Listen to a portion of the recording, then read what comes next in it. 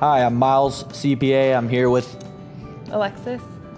And we're here with Stuart to talk about millennials. I'm back with Western CP after a year, and a concern that has been brought to my attention, and maybe hers as well, is millennials in the workplace and how to get the younger generation and the older generation to meet in the middle. And a concept that Stuart introduced to me that makes a lot of sense is finding a prime millennial. The way that I see it is there's millennials on one side and this older generation on the other, and there's a waterway in between the two, and a prime millennial is the bridge between the millennials and the older generation. So I think if you find a prime millennial, they can rally his troops and bring them to a focal or meeting point with the older generation, and that's how you can get maybe more productivity and a more tenured millennial to be successful in your company. If you're an old fuddy-duddy and you don't know what a prime millennial is, that's what we want to talk to you about today. A prime millennial is somebody who stands a little bit above his peers, but also is looking to learn the language of the older fuddy-duddies. And they sit well in meetings, they take leadership, but they also have the respect of their peers, and I see them as a true leader. Hi, my name's Alexis. I'm a controller in the food and beverage industry.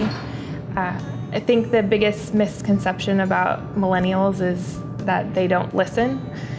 I think the biggest thing that you can do with a millennial and also the fuddy-duddy generation is you listen to each side. I think both sides have different ways of communicating, and I think a big thing is bringing the two together and kind of translating what each side is saying, because usually they're saying the same thing.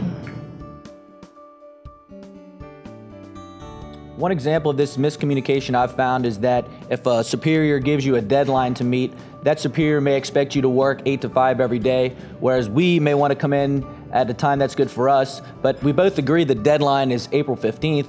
It's just a matter of when they want to see us there and when we want to do the work. But at the end of the day, they want a quality product on time, and that's what we agree on. I agree with that completely. I think the biggest thing is millennials will have, because of growing up with a technology and being constantly in contact, we are more comfortable working on a more flexible schedule, taking the time to do things that we would like to do outside of work and then coming back to it. It's a little easier for us. We don't need to switch gears.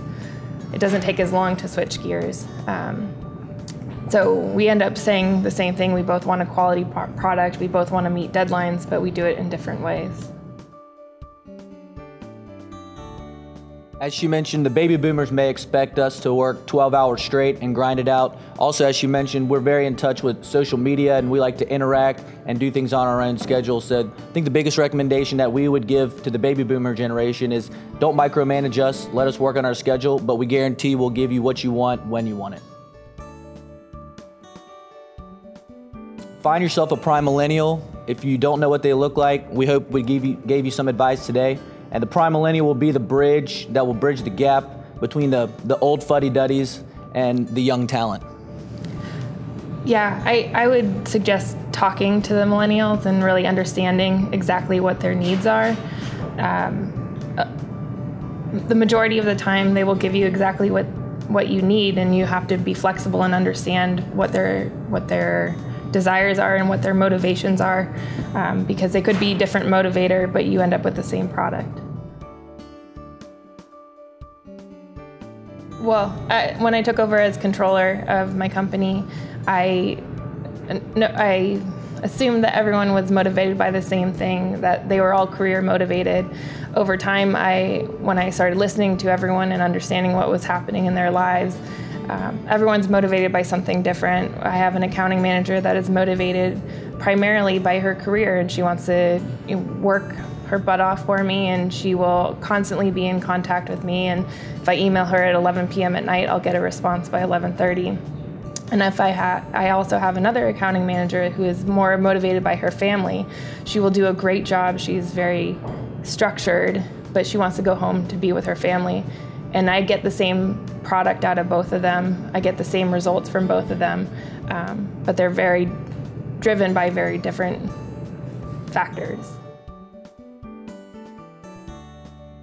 Hey, you old fuddy-duddies. Just because you didn't have a flexible work schedule when you were younger, that doesn't mean that the young millennials wouldn't appreciate that as well. We think the bottom line is that you need to understand what motivates millennials, so communicate with them. You'll have more productive young employees, and they'll hopefully stay tenured with your company for many years to come. Pay attention, you're probably getting exactly what you need, just in a different way.